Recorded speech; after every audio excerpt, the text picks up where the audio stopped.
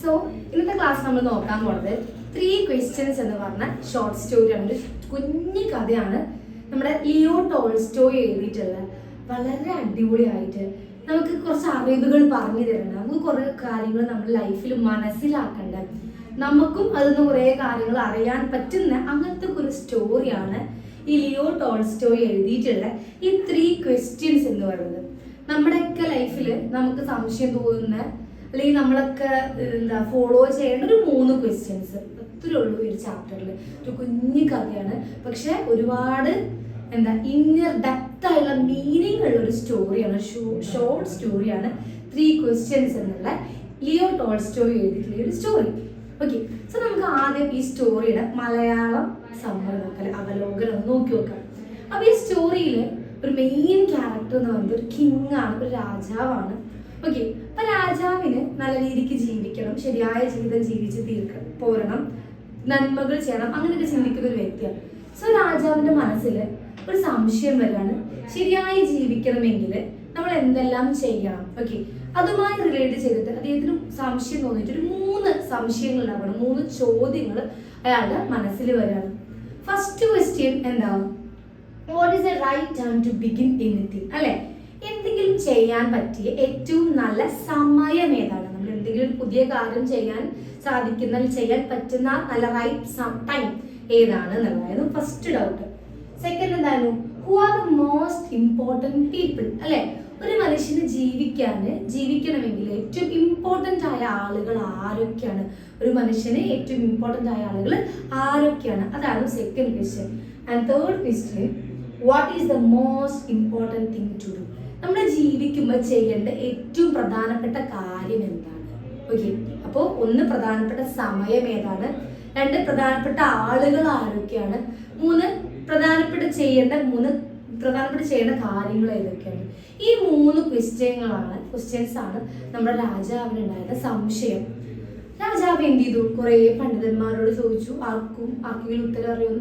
പക്ഷെ ആർക്കും തന്നെ ഈ 3 ക്വസ്റ്റ്യൻ ഉത്തരം അറിയില്ലായിരുന്നു. അവർ പല ഉത്തരങ്ങളും പറഞ്ഞിട്ടുണ്ട്, പല ആളുകളും പല ഉത്തരങ്ങളും പറഞ്ഞു. ഡോക്ടേഴ്സ് ആണ് ഏറ്റവും വലിയ ആളുകൾ, എഞ്ചിനീയേഴ്സ് ആണ് ഏറ്റവും വലിയ ആളുകൾ, നമ്മൾ ചെയ്യുന്ന കാര്യങ്ങളാണ് ഏറ്റവും വലിയ നല്ല കാര്യങ്ങളൊക്കെ പറഞ്ഞിട്ട് ഒരുപാട് കാര്യങ്ങൾ പറഞ്ഞു. പക്ഷെ അതൊന്നും അവിടെ സാറ്റിസ്ഫൈഡ് ആയില്ല. ആർക്ക്? നമ്മുടെ രാജാവിന്. അപ്പൊ അദ്ദേഹം വിചാരിച്ചു ഒരു ഹെർമിറ്റിനെ, ഒരു സന്യാസിനെ പോയി കാണാം. അപ്പൊ അവിടെ ഒരു സന്യാസി ഉണ്ടായിരുന്നു, ആള് നന്മകൾ മാത്രം ചെയ്യുന്ന നല്ല ഗുഡ് സോൾ ആയിട്ടുള്ള ഒരാളായിരുന്നു. സോ അയാളെ കാണാൻ തീരുമാനിച്ചു. രാജാവായിട്ട് പോയാൽ അതിനൊരു ഗുമ്മില്ലല്ലോ. അപ്പൊ രാജാവായിട്ടുള്ള പോലെ വേഷം മാറിയിട്ടായിരുന്നു നമ്മുടെ രാജാവ് ഈ സന്യാസിന്റെ അടുത്തേക്ക് പോയിട്ടുണ്ടായിരുന്നു. സോ നമ്മുടെ രാജാവ് ഇങ്ങനെ പോകുമ്പോൾ സന്യാസി ജോലി ചെയ്തുകൊണ്ടിരിക്കുകയായിരുന്നു. കുഴി കുഴിക്കുകയും അല്ലെങ്കിൽ ഒരു വിത്തുകൾ കുഴിച്ചിടുകയും അങ്ങനത്തെ നല്ല നല്ല പണികൾ എടുത്തുകൊണ്ടിരിക്കുമ്പോഴാണ് രാജാവിന്റെ എൻട്രി. രാജാവ് എന്ത് ചെയ്തു? വേഗം ചെന്നിട്ട് നമ്മുടെ ഹെർമിറ്റിനെ, സന്യാസിനെ സഹായിക്കുന്നൊക്കെ ഉണ്ട്. അപ്പോൾ ആ സഹായിക്കുന്ന സമയത്തും ഒരു വ്യക്തി ചോരയിൽ ഒലിച്ച് മുറിവായിട്ട് ഇങ്ങനെ ഓടി ഇവർ 2 പേരും മുമ്പിൽ പോയിട്ട് വീണു. അപ്പൊ ആ വീണ സമയത്ത് വേഗം രാജാവ് എന്ത് ചെയ്തു? അയാളെ സഹായിച്ചു, ആൾക്ക് വേണ്ടി നന്മകൾ ചെയ്ത് ആളെ സഹായിച്ചു. ആ സമയത്താണ് രാജാവ് തിരിച്ചറിയുന്നത് ഇതെന്റെ ശത്രുവാണെന്നൊക്കെ. അവർ തമ്മിൽ ശത്രുക്കളാണ്. പക്ഷെ ആ ഒരു മൊമെന്റില് ആ ശത്രുവിനെ സഹായിക്കാൻ ആര് തയ്യാറായിട്ടുണ്ടായിരുന്നു? നമ്മുടെ രാജാവ് തയ്യാറായിട്ടുണ്ടായിരുന്നു, ശത്രുവിനെ സഹായിച്ചിട്ടുണ്ടായിരുന്നു.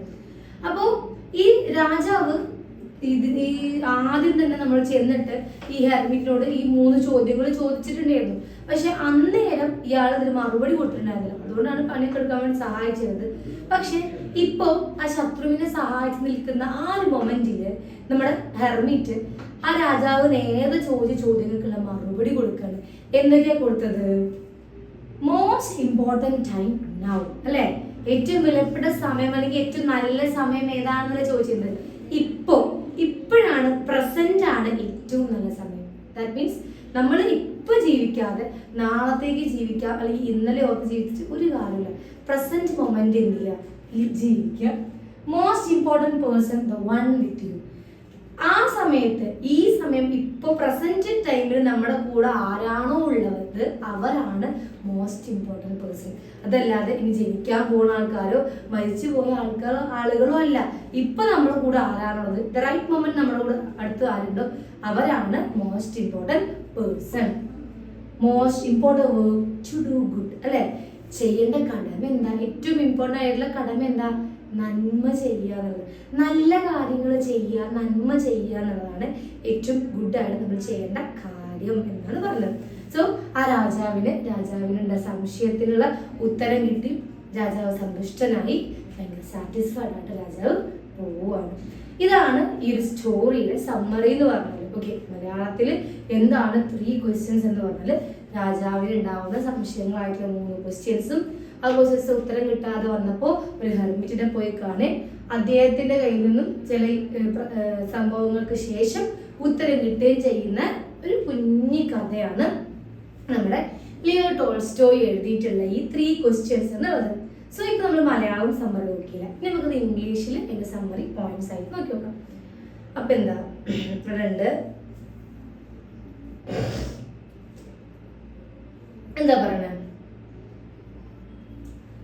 The king believed that success depends on knowing the right time to act.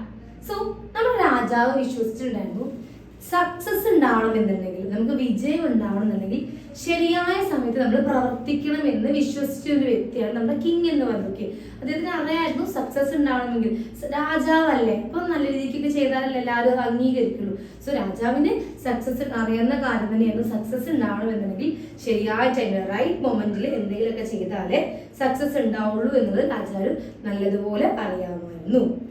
So അതിനു വേണ്ടിയിട്ട് അദ്ദേഹത്തിന് സംശയം തോന്നിയപ്പോൾ ഹി ഫ്രെയിംഡ് 3 ക്വസ്റ്റ്യൻസ്, 3 ക്വസ്റ്റ്യൻസ് ഉണ്ടാക്കി. എന്നിട്ട് ആളുകളോട് ചോദിച്ചു. ഏതൊക്കെയായിരുന്നു 3 questions? What is the right time to begin anything? Who are the most important people? What is the most important thing to do? ഇത് 3ഉമാണ് അദ്ദേഹത്തിന് ഉണ്ടായിരുന്ന സംശയങ്ങൾ. ഓക്കെ, ഫസ്റ്റ് ക്വസ്റ്റ്യൻ എന്താ? What is the right time to begin anything? എന്തെങ്കിലും ചെയ്യാൻ പറ്റിയ right time ഏതാണ്? Who are the most important people? ഏറ്റവും ഇമ്പോർട്ടൻ്റ് ആയ ആളുകൾ ആരൊക്കെയാണ്? What is the most important thing to do? അല്ലെ, നമ്മൾ ചെയ്യേണ്ടതായിട്ടുള്ള ഏറ്റവും ഇമ്പോർട്ടൻ്റ് ആയിട്ടുള്ള കാര്യം എന്താണ്? ഇതായിരുന്നു ആൾക്ക് തോന്നിയ 3 സംശയങ്ങൾ എന്ന് പറയുന്നത്. He announced a reward for anyone who could answer correctly. ഈ ചോദ്യങ്ങൾക്ക് ഉത്തരം പറയുന്ന ആളുകൾക്ക് എന്ത് ചെയ്യും? പൈസ റിവാർഡ് കൊടുക്കാമെന്നും കൂടെ അദ്ദേഹം സമ്മതിച്ചിട്ടായിരുന്നു. എന്താരാണോ സത്യമായിട്ട് കറക്റ്റ് ഉത്തരം പറഞ്ഞത്, അദ്ദേഹം സാറ്റിസ്ഫൈഡ് ആയിട്ടുള്ള ആൻസർ എവിടുന്നാണോ കിട്ടുന്നത് അവർക്ക് പ്രതിഫലം കൊടുക്കാമെന്നുള്ളതും രാജാവ് പറഞ്ഞിട്ടുണ്ടായിരുന്നു. Learn men have different answers. അല്ലെ, പണ്ഡിതന്മാര് അറിവുള്ളവർ പല പല ഉത്തരങ്ങൾ പറഞ്ഞു.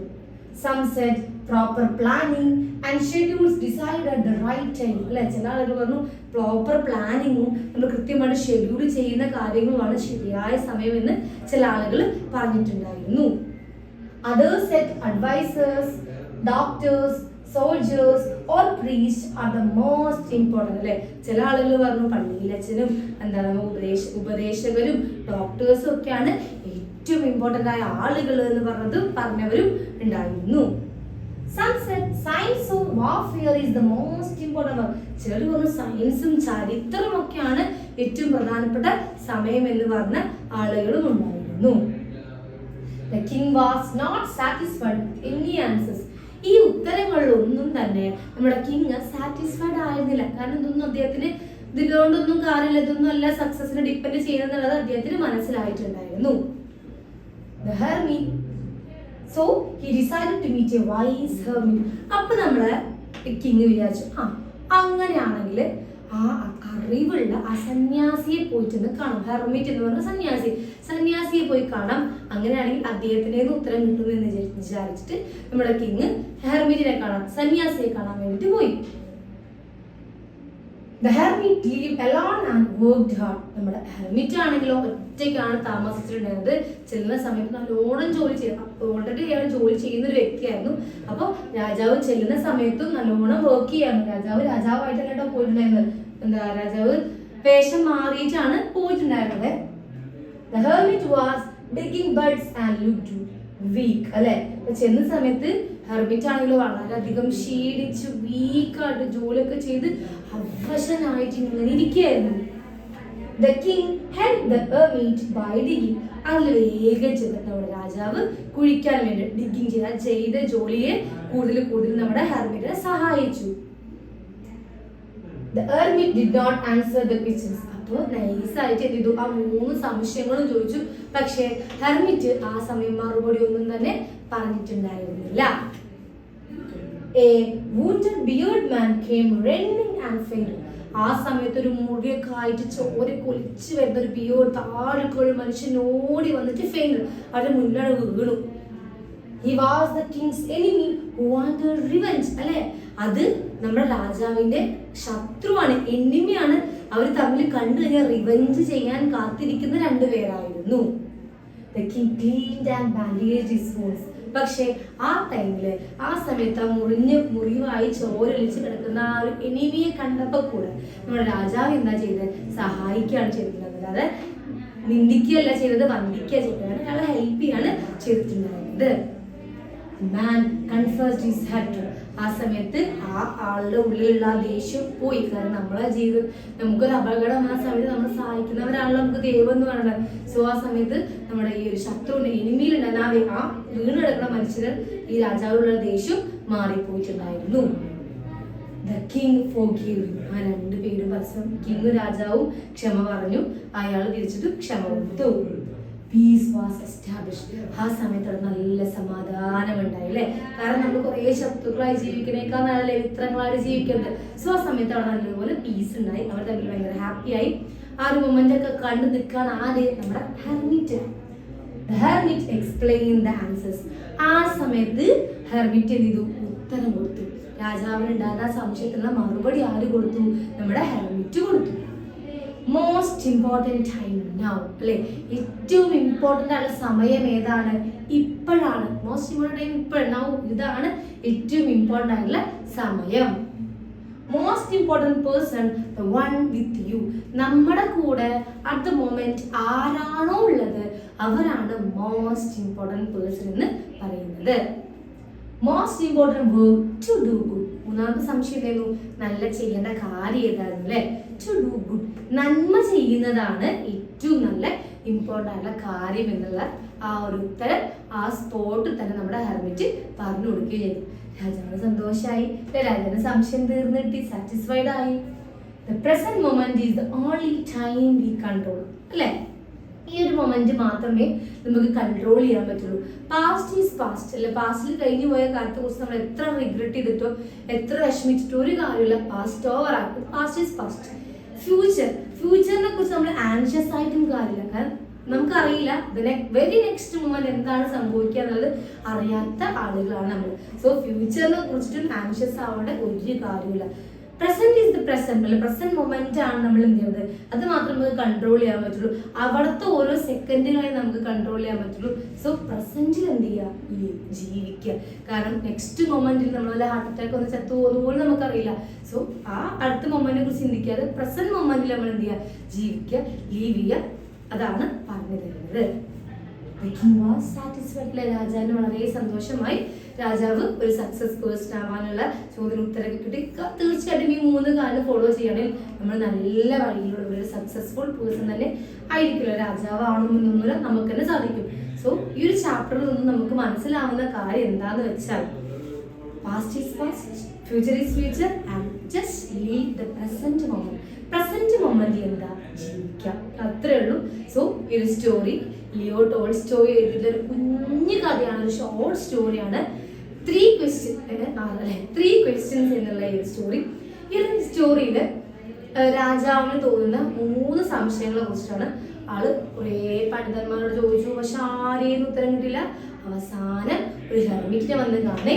ഹെർമിറ്റിന്റെ കയ്യിൽ നിന്ന് ആദ്യം ആൻസർ കിട്ടിയിട്ടുണ്ടായിരുന്നില്ല, പക്ഷെ പിന്നീട് അദ്ദേഹത്തിന് ആ ഉത്തരം കിട്ടി ചെയ്യാണ്. This is the story of 3 questions. Clear ആണെന്ന് വിശ്വസിക്കുന്നു. എന്തെങ്കിലും ഡൗട്ട് ഉണ്ടെങ്കിൽ